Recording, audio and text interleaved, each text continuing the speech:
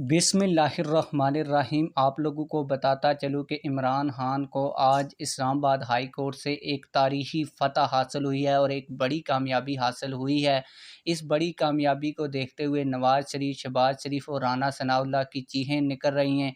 मुकम्मल ख़बर तफ़सील के साथ आप लोगों को बताने जा रहा हूँ, लेकिन वीडियो शुरू करने से पहले आप लोगों से एक छोटी सी रिक्वेस्ट है। अगर आपने अभी तक हमारे चैनल को सब्सक्राइब नहीं किया तो जल्दी से चैनल को सब्सक्राइब कर लें, ताकि आने वाली नई वीडियोस आप लोगों को बर वक्त मिलती रहें।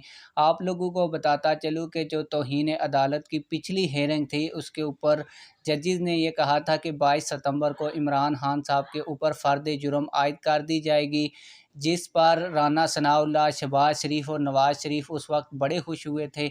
आज जब 22 सितंबर आई तो कप्तान ने ऐसी चाल चली कि जो लोग खुश हो रहे थे उनको मुंह की खाना पड़ी और कप्तान को इस्लामाबाद हाई कोर्ट से एक बड़ी फ़तह हासिल हुई, जिसके बाद अब नून लीगी रो रहे हैं।